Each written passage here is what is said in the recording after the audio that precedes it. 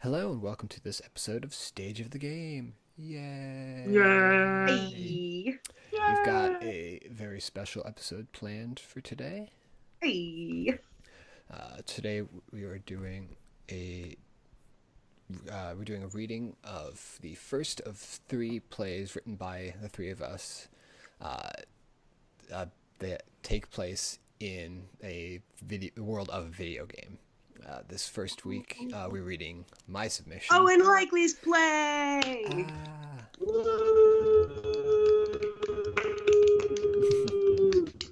We're very excited.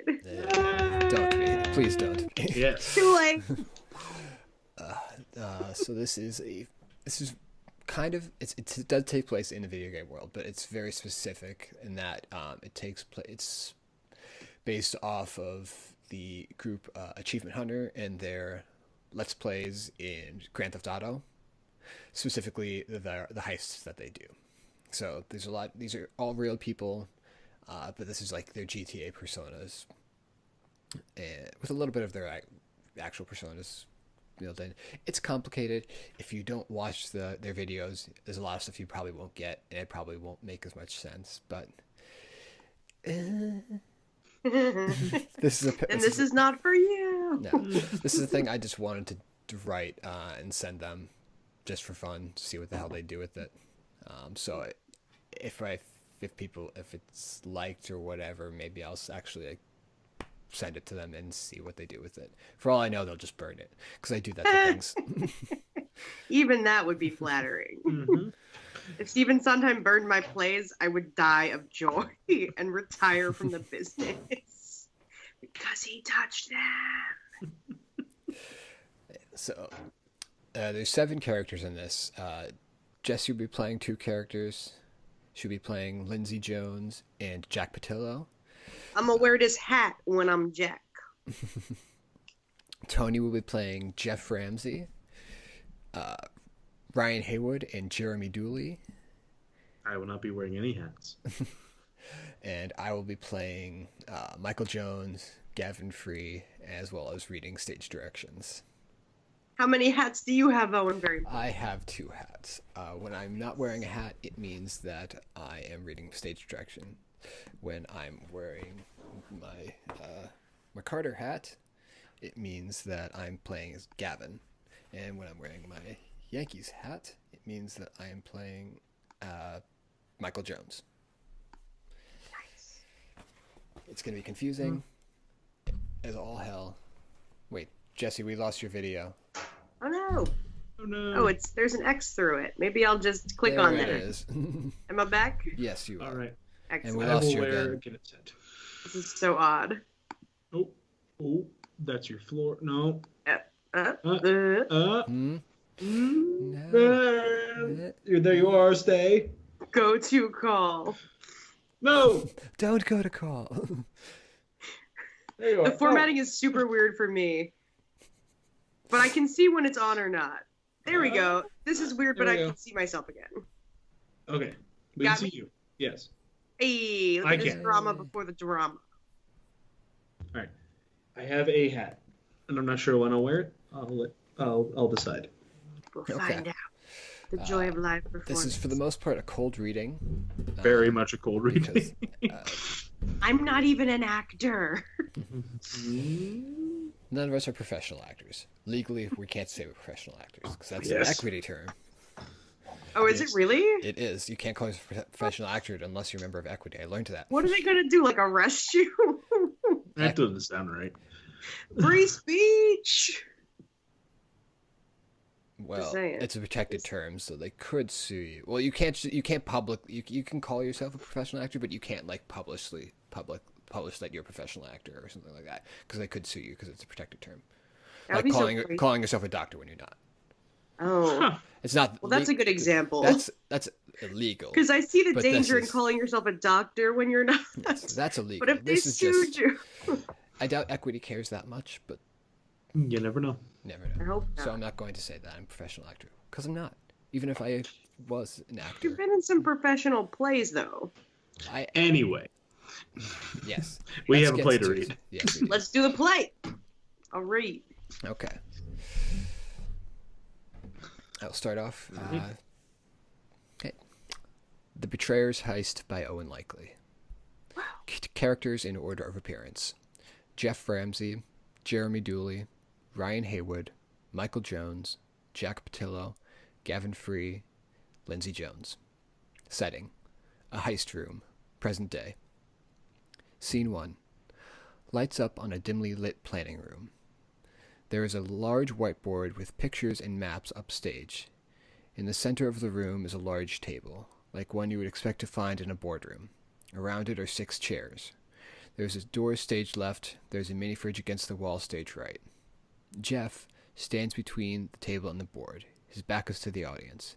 He has a drink in his hand. Takes a long sip from the drink and lets out a heavy sigh. Lights out. I know that's not the sigh you had in mind, but here we go. We're working with it. Scene 2. Lights up on the same planning room. Brighter. No one is in the room. A knock at the door. Jeremy enters through the stage left door. He's clad in a cowboy hat, purple blazer, orange shirt, and orange pants. He looks around, noticing he's the first one to arrive. He walks over to the mini fridge, grabs a beer, and sits in the chair nearest to the fridge. A knock at the door. It's open. A large person wearing a black skull mask enters. He is clad in black and blue leather jacket and jeans. Hey, Ryan. The man removes the mask to reveal Ryan, who has a white skull painted on his face. First to arrive again, I see. Like always. Jeremy turns to the mini fridge, grabs a Diet Coke, and throws it to Ryan. Thanks. Cracks open the can. Any idea what this is about? I assume another job. Why else would Jeff call us here? I don't know. Something feels off. Scrolling down. What do you mean? I just get the feeling that it's something else, you know? Nope. Whatever. Ryan takes a seat next to Jeremy. So what excuse could you give Kat this time? Told her we are heading to a convention in Denver. What'd you tell Lori? Oh, she knows. Everything? Everything. And she's okay with it? So long as I promise to never involve the kids, she doesn't mind. She knew what she was getting into when she married me. I don't think I would ever tell Kat about this. Marriage is about trust, Jeremy. Trust is everything in a marriage and life. If you can't be honest with the people you're closest with, how can you expect them to trust you? And how could you trust them? You really are, Ryan, the family guy. Fine, don't take my advice, but don't come crying to me when your marriage falls apart. Off stage. Of course you don't have a fucking appointment. What the fuck do you think this is? Oh no, I lost it. There it is. Michael's here. Yep. Off stage. I don't care if you're just doing your fucking job. What do you think I'm trying to do? Now get the fuck out of my way and go fuck off. Michael enters through the door, slamming it behind him. He's wearing a leather jacket and jeans. Fucking Trevor, man. Give him a break, man. It's not like we'll make it easy for him. Sitting at the other end of the table. He knew what he signed up for. Lindsay's not coming? She's home with Iris. I don't want her involved in the shit anymore now. Fair. So do you know what's going on with this meeting? I don't fucking know, man. It's Jeff. It could be anything. Probably just another heist. That's what I said, but Ryan here seems to think it's something else. Look, all I'm saying is that Jeff sounded pretty serious when he called us here. He's probably just stressed about the job. I mean, it's not like our previous ones have gone as planned. Well, it's not like you guys put much effort into your plans. Because your job went so well. Hey, we took care of the problem, didn't we? Can't help if you guys can't take direction. Oh, fuck you, Remy Tim. You're still the new guy around here, so you're here, so you're the last person I need to hear shit from. Standing from his chair. You know what, Michael? I'm so sick of your... Jeff enters, followed closely by Jack. Jeff is still in his tuxedo. Jack is a Hawaiian shirt and cargo shorts. Jeremy sits back down. Jeff looks around the room, notices not everyone is there. I'm Jeff too, right? Yes. So there you go. Yeah. Where the fuck is Gavin? How the fuck should I know?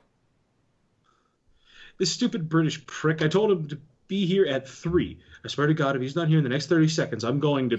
Gavin bursts into the room, clearly out of breath. He's wearing a navy button-down shirt and a packed parachute with the Union Jack on it. Sorry I'm late. I was... Just sit the fuck down. Podcast. Gavin takes a seat next to Michael. Jeff starts pacing back and forth in front of the whiteboard. Jack takes the seat next to Ryan. A few seconds pass before he speaks. So, what are we doing, Jack? Jeff has reason to believe. Oh, no, it's you. That's me. Hey. Jeff has reason to believe that one of us has been purposefully sabotaging all of our heists. What? I thought we solved this already. Yeah, it was Carrie. We already took care of him. Carrie wasn't working alone. What do you mean? Oh, jeez. I mean that the little shit had to have been working with someone inside this crew. After the helicopter went down, I sent a team to recover Carrie's phone. And along with all the pictures he took of Ryan's dick in the limo, he had files on all of us. He knew intimate details of our heist, where and when we were going to be each and every time. The only way he could have possibly known all of this was one of you fucks was working with him. Everyone in the room starts looking at each other with suspicion. Well, hey, I'm the new guy. I wasn't even involved in your earlier heists. You were a community member for years. You could have been feeding him information from the outside for all we know. Yeah. Hey, fuck you. I didn't know any of the heist than the rest of the community. Jeremy's right. It couldn't have been him. There's no way he could have had access to that information. See, I told you. Shut the fuck up. Both of you shut up. Jeff needs to calm down. Don't tell me to fucking calm down. Shoving Jack off, Jack stumbles backwards, hitting the back wall. Jeff, stop. It's all right, Gavin. I'm fine. It's not all right, Jeff, you're going mental. Oh, I'm not being proper enough for Mr. Gavin Free. Come off it, Jeff. This isn't funny. Oh, I know, Gavin. This is serious. Very serious. Jeff slowly walks towards Gavin. Come on, Jeff. It wasn't me. You know me. We live together, for Christ's sake. Which made it all the easier for you to gather intel. For all we know, you're just a British spy sent here to take us down from the inside. What about Ray? Have you forgotten about him? Yeah, what about Ray? It's just as easy could have been him. I thought about that. That is until his body was found floating in the Zancundo River last week. Silence. Ray's dead. Seems like one of you fucks didn't want him talking. Now, where was I? Oh, yeah. Jeff picks up Gavin by the collar and shoves him into the wall. Was it you limey fuck? Jeff, please stop. Jeff, let him go. Michael Jones, always looking out for his boy Gavin. Jeff drops Gavin. Who also, if I recall, has some anger issues. Fuck you. What is it, Michael? You couldn't handle the pressure of being in a crew and just decided to rage quit? Nah, I get it. Take all us down with you? You're an idiot. Am I? Or am I getting even closer to the truth? We all know you have a lust for blood and mayhem. I mean, hey, if we're talking about bloodlust, why not talk to the Mad King over there? Hey! What, you got something to say? Yeah, what the fuck is wrong with you? I'm not the one who sold out the crew. What, and you think it was me? You've always been an agent of chaos. Wouldn't put it past you to put something like this. He has a point. Fuck you. Need I remind you that this was the first time you betrayed one of us on a heist? Hey, that heist was downhill from the start. I was cutting my losses. We all know you'd stab any one of us in the back to get what you want. I can't help if you're all pathetic. Michael lunges at Ryan, but is held back by Gavin. Like I said, pathetic. Jeff grabs Ryan by the shoulder and turns him around. Ryan pulls a knife from his pocket and points it at Jeff. Back off. The two stand silently, staring at one another before Jack comes between them. Knock it off, both of you. Oh, come off it, Jack. Don't think you're in the clear from this. What the hell? You think it might have been me? You were the most trusted crew member, my second in command. Of all the crew members, you were the only who had direct access to all of our heist plans. Jeff pulls a revolver from his suit jacket and points it at Jack. It wasn't you, was it? It was you, wasn't it? There it is. It couldn't have been anybody else. Jeff approaches Jack, pointing the gun at Jack's head. Jack kneels to the ground, clearly frightened. Jeff, please don't do this. It wasn't me, I swear. Liar! Jeff pulls back the hammer on the gun. Stop! Jack didn't do it. It was me. I'm the one who sold out the crew. I knew it was you. Jeff pulls the trigger. The gun clicks, indicating it was empty. I just wanted to hear you say it. Jeff turns to face Michael. He pulls some bullets from his pocket and begins to load the revolver. I also want to know why. Why'd you do it, Michael? Does it really matter at this point? I think the rest of the team would enjoy an explanation. It's because of you, Jeff. You're supposed to be the leader of this crew, but you've led us all to bankruptcy. Do you know how much money we've spent on this crew? And we've never made it back. Well, if maybe our heists had been successful... Yes, because robbing a few convenience stores would have made up for all the money we've blown on cars, weapons, outfits, not to mention all the new buildings we've had to purchase. It's called working our way up. Everyone starts small, and... It's not just the money. We're supposed to be your friends, but you treat us all like shit, ordering us around, calling us idiots. You are all idiots! Well, I've had it. I thought maybe if our heists failed, these guys would wise up and finally realize you were the one holding us all back. Well... Jeff pulls the hammer on the revolver and points it at Michael. Looks like your plan failed.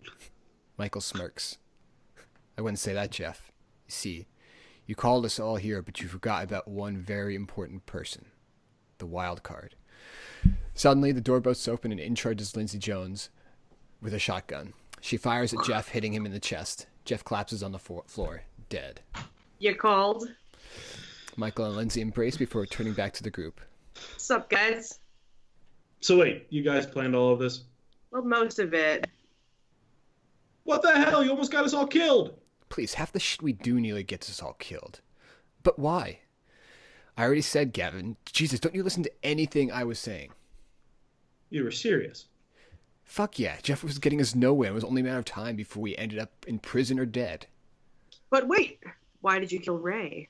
Because fuck Ray. Everyone shrugs and nods in agreement. So what now? What do you mean? The crew, where do we go from here? Well, to be honest, I'm not sure I could trust any of you anymore. Come on, man. No, I'm with Ryan after this. I honestly don't think I can work with you all anymore. Plus, I think I'm done with the crew life. Really? Yeah, having a gun pointed in your face by your best friend really puts things in perspective. Yeah, I think we're out too. Definitely. Gotta think about Iris. And I'm seriously behind on my slow-mo shoots. You too? I knew you guys were soft. Hey, you still got me. Brian Battle and Jeremy buddies? and State Oh, James yeah, looks. exactly. Battle buddies? Battle buddies. Ryan and Jeremy clasp hands and laugh. Slowly, everyone turns to look at Jeff on the ground. Well, I'll give him this. He did bring us all together. True. I'll miss him. We all will, but it had to be done. I know. A moment of silence. Well, Lindsay and I better get going. We got a sitter and we said we'd be home 2 hours ago. Yikes, you're right. I'll drive.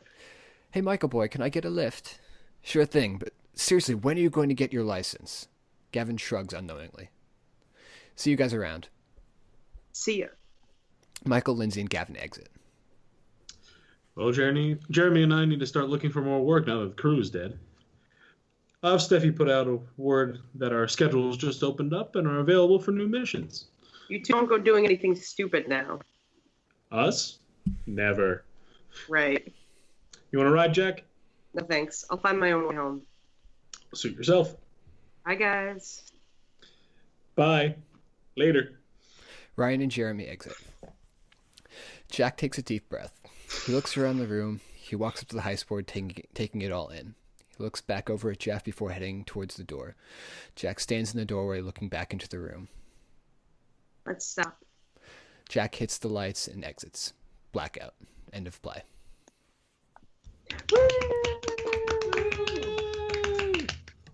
You did it! You made You a did it! You thing! made a I thing! did. And I forgot to wear the hats. I was hoping, when I started, I was like, oh, I'm guessing the...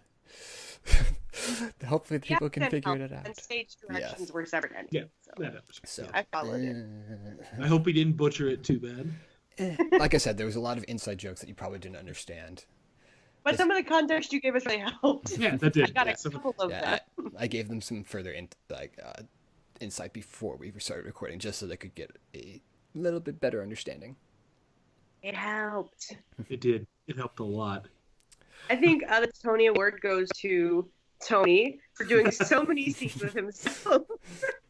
I like that he's battle buddies with himself, and I told him not to get into trouble when he's clearly schizophrenic. I did like the scene where he was going back between Jeremy Ryan and Jeff at the same time. It was fun. Good hat choreography, bud. I like the hood. Nice hat. It's hat acting or hackting. That is a industry term. That is an industry term. So I need to know what you guys think. I liked it. After you know. Yeah, I'm sorry. I liked it a lot. It felt reminiscent with all the characters. Some were, at least reading it, some were pretty well defined. I like that a lot, and I like it helps the real people. That too. I liked just the pace of the dialogue. I think it read really well pace-wise, and I personally have so much trouble with dialogue. So, this is why I moved away from. Like I said before in the last podcast, I think I said before, I was originally going to be doing a one-man play based in the Left 4 Dead universe. And then I was sitting down to write. I was like, oh my god, this is going to be so difficult writing dialogue for just one person. So I decided to scrap it. Legit. Although I will always wonder what those cryptic 2 words. Yeah, you gave us the first 2 words of the. Oh, he was talking to his boat. Yeah. Took place on a tugboat.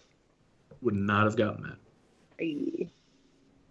Never. I also I think it would be super fun to do it for real because you'd have fun with like stage combat and you have 7 people, which is like dynamic, and with your little crime solving mystery and shooting somebody. I was trying to like combine this like aspect of it. I was trying and like a weird version of 12 Angry Men is what I was going for. I could see that. Nice theater reference. It's not just a movie for all those people out there who are wondering. It's a play, and they also do like 12 Angry Jurors all the time. Yeah. Because it's so gender inclusive. They're both so good though. Yeah. Because modern days, there's no way there'd be an all-male jury. That would just not work. Yeah, I didn't like that line when that one guy was like, I don't want Lindsay involved with this. And I was like, Lindsay can get involved in her own shit or not. Well, sir. But he was lying. Oh, yeah. Look how that came back. Yeah. Clever. He specifically lied because he knew that he can't like hold Lindsay down. Right. Because she was coming with the shotgun. Okay, it's brilliant. Initially, it was going to be a sniper rifle shot, but I'm like, oh my god, that'd be so complicated. Just like because then there'd have to be a sniper through the window, and then how would she get into the room? It was just way too complicated. Yeah, she like swings in on a rope over the audience. Please, I want to make this doable. Like, too many times people I see people who write like in like playwriting classes, they write stuff. I'm like, okay, but how are you going to stage it? How are you going to do it? I wrote a children's play about Vikings, and there's a part where there's literally a mountain climbing competition, and I'm like, the crowd stands on stage remarking about the competition, like over there off stage. She re-enters sweaty. She re-enters sweaty. That might be one of my new favorite stage. I was like, I can't make them climb a mountain on stage. We can't afford mountain. She re-enters sweaty. I will never forget that. I might have to steal that. How are you gonna make her sweat? How are you gonna make her look sweaty? A very sad ASM will probably spray her with a water bottle. Very sad. Why does the ASM have to be sad? Because all ASMs are sad. Because they're just making everyone sweaty and they haven't slept in 2 weeks. I assume. Terrible. I never slept. That was an ASM. Actually, I totally did this show. I did was really, really easy. My show would be easy if you didn't have to do the door opening. Yeah, I'm doing the job of a sound cue. Yes, you are. There's a sound cue. If that was there, then I would have like 3 things to do, the entire show. But now I just stay next to a door. They should give you at least a credit as the door. Yeah, but that's my play. Thank you for listening. That was fun. You made a hat where there never was a hat.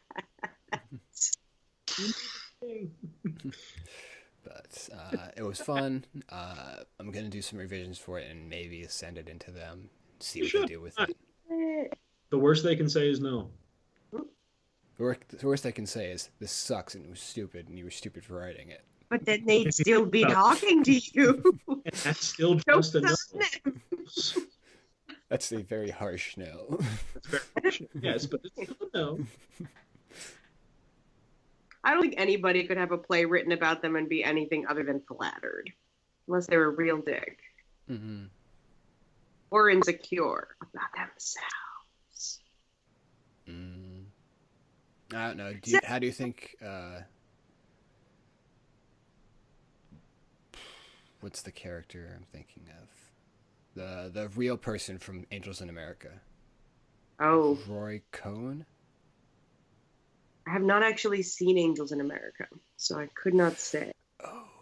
But I awkward. should see it. It's coming. Oh, there's a character in it that's actually a real person, and I'm not sure he would like his portrayal. Ooh. But it's not cool. It's fine because he's evil, so he's a piece of shit. So he can suck a big one. I stay awake at night wondering if Rachel Carson would hate the shit out of my Rachel Carson play, because I think she. You did have a lot of trouble with the Rachel Carson Society, did you not? Yes, I did. Yes, I did.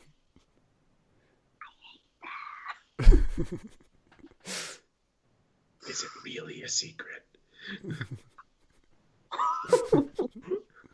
And it doesn't matter. No more quotes. It's all conjecture and public facts. But I don't care about them. But I would care if Rachel Carson hated it. But I think that she might be like narcissistic enough that it might be like really fun for her. But she'd probably like want to rewrite it better.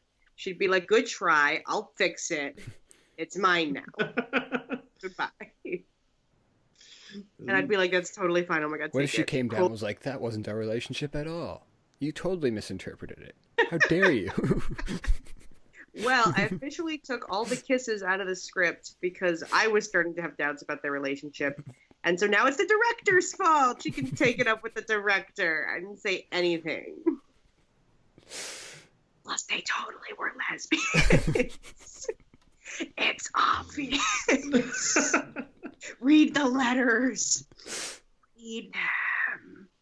They're very interesting and very gay. And those are the letters they didn't burn. Like, I'm just saying, if you're already professing your love in the letters you didn't burn, like, what are you doing in the letters you did burn? Would be my question for Rachel Carson when she definitely resurrects herself and confronts me about this. Now play. I have Hamilton stuck in my head, so thanks for that. You're welcome. It's a great play.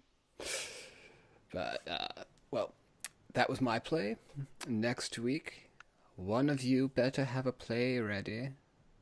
I'm going for it. I'm gonna make it happen. That gives Jesse 1 week. Tona, that gives you 2 weeks. It's gonna be terrible. But I will make a hat where there never was a hat. Thank you all for watching, and don't forget, we set a deadline for this contest we want to do. Let's do it at the end of our place. Yeah. Okay, Yeah, so it gives everyone 3 weeks. We'll do like a big Facebook announcement or a social media announcement that we'll share it with all of our friends and people who we think might actually take the time to do this. To do it. To actually do it. So we'll see what happens, and maybe if we feel like it will get you like a Steam card or something like that. Because thank you, we appreciate your troubles, and then we will. So 3 weeks. That's the deadline. 3 weeks from today, which is what day would that the be? 13th. So that would take us 20th, 27th. Up, it's a month overlap. Yeah, that's why I was like, ew. Couldn't do that the 6th. Would it be? Yes, it is the 6th. March 6th, Tuesday, March 6th is the deadline. That was pretty good. Hey. So, get your submissions in. Woo! Do it. It'll be fun. Yeah. Look how much fun we had. We had so much fun. And you'll have it read by such Class A actors. Who wear It's multiple their own hats. class. Yeah. Or you could read it yourself on said podcast. Yes. Yes, come join us. There is room for a fourth person. There's room for more than 4 people, but only 4 people's faces will show up in the recording, as we learned with that one podcast that we did. Or you know. All right. Well, thanks again, everyone, and we'll see you all next week. Bye.